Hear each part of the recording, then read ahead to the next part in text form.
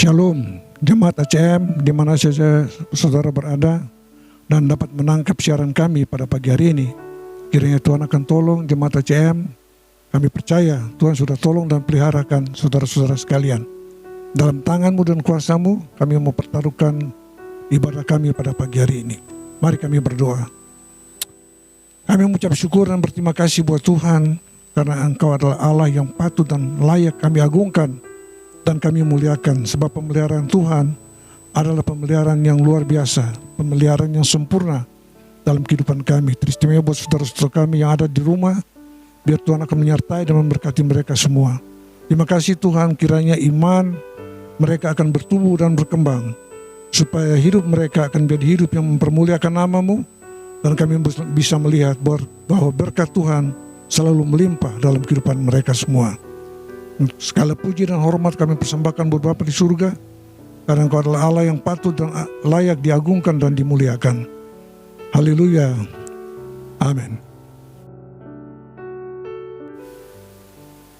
Kini Bapak Ibu, saudara-saudara sekalian yang terkasih dalam Tuhan Yesus Kristus, pagi hari ini kami akan mendengar kebenaran firman Tuhan yang terambil di dalam kitab 2 Raja-Raja pasal yang kelima, ayat 1 sampai dengan ayat yang ke-6. Biarlah nanti saudara akan baca semuanya ayat itu, dan kami akan mendengar kebenaran firman Tuhan pada pagi hari ini. Kami percaya bahwa sesungguhnya Tuhan tidak pernah tinggalkan orang yang percaya dan berharap kepada Tuhan.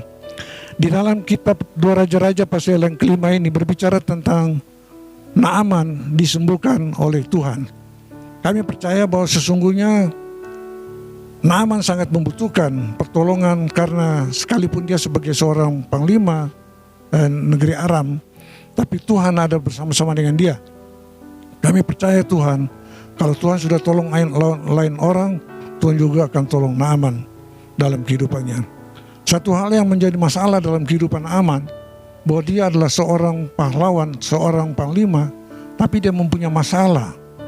Apa masalahnya? Masalahnya adalah dia sementara dihidap atau ditimpa dengan penyakit kusta. Bapak Ibu saudara-saudara sekalian, berbicara mengenai penyakit kusta ini susah untuk disembuhkan pada waktu itu. Yang bisa menyembuhkan hanya nabi-nabi Tuhan.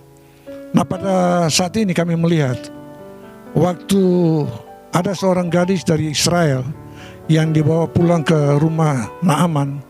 Anak ini dia berkata buat istrinya atau nyonya, bahwa ibu, kalau bapak dibawa ke Mesir, ke Israel, maka di sana Tuhan akan menyembuhkan beliau. Lalu Naaman memberitahukan kepada rajanya. Raja bilang, oke, kalau begitu saudara boleh pergi, dan saya akan kirim satu surat buat raja di Israel. Raja Israel jadi takut. Kenapa? Sebab Aram ini pernah mereka mengalahkan orang Israel. Tapi sesungguhnya waktu surat ini disampaikan ke Nabi Elisa, kami melihat Raja Israel dia waktu itu takut sampai dia mengoyakkan bajunya. Tapi orang katakan buat Elisa bahwa raja mengoyakkan bajunya. Tapi Elisa bilang, bawalah dia kemari, biarlah si Naaman itu datang, supaya mereka tahu bahwa di Israel ini ada nabi-nabi Allah. Bapak Ibu saudara sekalian yang terkasih dalam Tuhan Yesus Kristus, kami akan melihat tema yang saya ambil pada pagi hari ini adalah tentang mengalami kedahsyatan Tuhan atau mujizat Tuhan. Kalau saya tanya buat saudara-saudara sekalian, siapa yang ingin untuk menerima mujizat Tuhan dalam kehidupannya? Pasti ada banyak orang bilang, saya mau. Tapi kalau saya tanya, siapa di antara saudara-saudara sekalian yang mau menerima masalah? Itu satu pertanyaan yang betul-betul memojokkan. Kami melihat bahwa orang tidak mau menerima masalah, sebab masalah itu membuat orang susah, masalah itu membuat orang bingung, masalah itu membuat orang putus asa dan sebagainya. Nah, kami melihat bahwa Naaman juga punya masalah dalam kehidupannya, sekalipun dia sebagai seorang panglima. Tapi masalah yang ada dalam kehidupannya, yaitu dia seorang yang dikenakan menderita penyakit kusta. Bapak Ibu saudara-saudara sekalian, saya percaya bahwa kita semua yang hadir pada pagi hari ini, Semua punya masalah, masalahnya berbeda-beda satu dengan yang lain. Lalu setiap orang yang ada dalam satu masalah, dia berusaha untuk mengeluarkan dirinya dari permasalahan itu. Bapak Ibu Saudara sekalian, kita melihat bahwa Naaman datang tepat pada sasaran yang dia inginkan, yaitu dia ingin supaya penyakit kustanya disembuhkan, dan dia datang persis buat Nabi Elisa. Ada beberapa hal yang perlu kami perhatikan di sini, bahwa Naaman sekalipun dia sebagai seorang panglima, dia mau dengar apa yang dikatakan oleh gadis kecil itu. Dia mau pergi ke Israel untuk menerima kesembuhan daripada Nabi Allah ini. Sesampainya Naaman di depan rumah Elisa, Elisa tidak keluar. Cuma Elisa bilang buat dia, saudara pergi dan mandi di sungai Yordan 7 kali, saudara akan disembuhkan. Naaman pikir dia ini seorang tentara, dia seorang panglima, dia seorang yang mempunyai pangkat yang tinggi, mempunyai satu penghormatan, dan disenangi oleh banyak orang. Bapak Ibu Saudara-saudara sekalian, kita melihat bahwa pada waktu Naaman, dia seakan-akan menolak untuk mandi di sungai Yordan, karena sungai Yordan itu airnya tidak bersih. Kalau macam seperti di Ambon, airnya bersih-bersih. Di sana airnya warnanya kuning. Sehingga dia bilang, kenapa? Kalau Nabi itu bilang bahwa saya di Damsyik, tempat di mana Naaman tinggal, ada sungai-sungai Abana dan sungai-sungai Parpar yang bisa dia mandi di sana dan dia akan sembuh. Dia sudah mau pulang, tapi dia punya anak buah datang buat dia, Pak, sebaiknya Bapak dengar apa yang dikatakan oleh Nabi itu. Nah, pada waktu Naaman kembali, dia mandi 7 kali dalam sungai Yordan, dan Allah membuat satu mujizat. Bapak Ibu Saudara sekalian, yang saya mau katakan buat kita sekalian, mujizat itu bukan tergantung kepada kita punya kebutuhan. Mujizat itu bukan karena kita menentukan Tuhan harus bikin seperti ini. Tidak. Tetapi sesungguhnya Tuhan mau Naaman harus tunduk, sekalipun dia punya pangkat yang tinggi sebagai seorang panglima, tapi dia harus tunduk kepada apa yang Tuhan katakan. Nah, Bapak Ibu Saudara sekalian, yang saya mau katakan buat kita, mujizat itu akan terjadi apabila kita mau taat dan tunduk kepada apa yang Tuhan mau daripada kehidupan kita. Kita bisa melihat banyak hal di dalam firman Allah yang mengatakan bahwa sesungguhnya mujizat Tuhan itu terjadi. Contohnya kita bisa melihat Abraham. Ya, dia dikatakan seorang bapa orang beriman. Kenapa dia dikatakan seperti itu? Karena dia pernah taat dan patuh, tunduk kepada peraturan yang Tuhan katakan buat dia, untuk dia mempersembahkan anaknya. Kami juga melihat Nuh dan keluarganya. Tuhan perintahkan Nuh untuk bikin kapal di gunung. Nuh tidak menolak, tapi Nuh turut apa yang Tuhan katakan. Sehingga dengan demikian kita melihat bahwa Allah melakukan sesuatu di luar kemampuan kita sebagai manusia. Ada satu catatan buat kami sekalian yang saya mau katakan buat kita sekalian, bahwa mujizat itu dalam kamus bahasa Indonesia dia katakan begini, mujizat itu adalah kejadian atau peristiwa yang ajaib, yang menyimpang dari hukum alam. Bapak Ibu Saudara sekalian, ini memang satu kenyataan. Mujizat itu dinyatakan.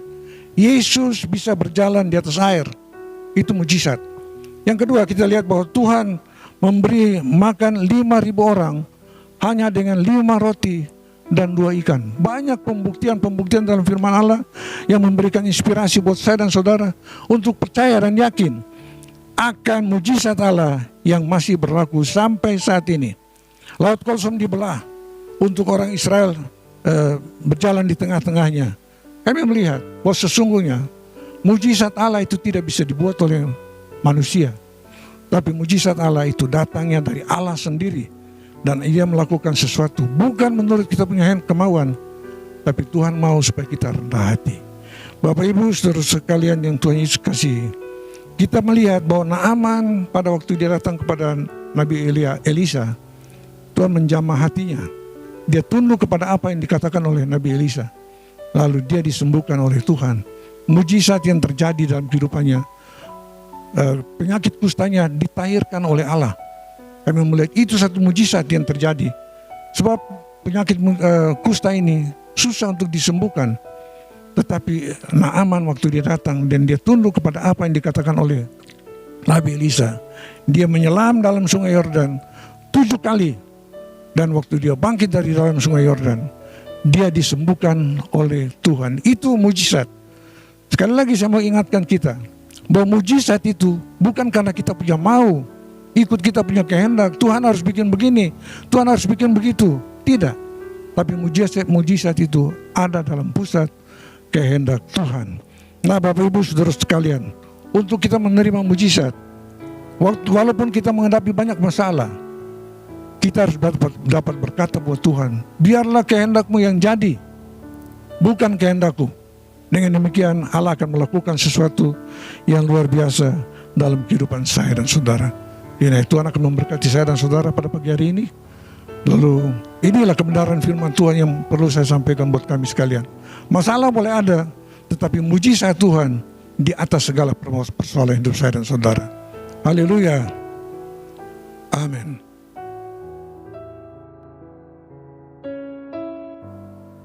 Bapak Ibu Saudara-saudara ACM yang Tuhan Yesus kasihi, setelah kami mendengar kebenaran firman Tuhan, mari kami berdoa. Biarlah Tuhan akan tolong kami sekalian untuk percaya bahwa mujizat Allah masih tetap berlaku. Mari kami berdoa. Kami mengucap syukur dan berterima kasih buat Tuhan karena kebaikan dan kemurahan Tuhan ada dalam kehidupan kami sekalian. Tuhan, jemaat ACM ini sementara berada di rumah mereka, kami berdoa dalam nama Yesus, Tuhan akan jamah hati mereka. Tuhan memberikan satu kepastian dalam hidup mereka. Sekalipun ada banyak masalah yang harus mereka hadapi, tapi mujizat Allah lebih besar dari masalah yang mereka hadapi. Kiranya Tuhan akan tolong jemaat ACM di mana saja mereka berada. Apapun yang mereka kerjakan, apapun yang mereka usahakan, diberkati oleh Tuhan.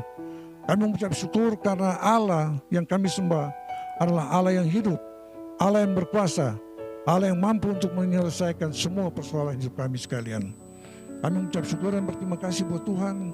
Kami berdoa buat bangsa dan negara kami. Tuhan akan tolong supaya virus corona ini bisa dihancurkan, dimatikan, dan banyak orang bisa tertolong. Supaya lewat pertolongan Tuhan, banyak orang bisa memuji dan membesarkan nama-Mu Tuhan. Segala puji dan segala hormat kami persembahkan untuk Bapa di surga, karena Tuhan adalah Allah yang patut dan layak diagungkan dan dimuliakan. Dalam nama Yesus Kristus kami telah berdoa dan mengucap syukur. Haleluya. Amin. Mari kami akan masuk dalam doa berkat pada pagi hari ini. Tuhan memberkati engkau dan melindungi engkau. Tuhan menyinari engkau dengan wajah-Nya dan memberi engkau kasih karunia. Tuhan menghadapkan wajah-Nya kepadamu dan Tuhan akan memberikan damai sejahtera. Adapun seluruh berkat ini kami terima hanya di dalam nama Bapa, di dalam nama Anak-Mu Yesus Kristus, dan dengan pertolongan Roh Kudus. Haleluya. Kami mulai mengucap syukur dan berterima kasih buat Bapa di surga. Amin.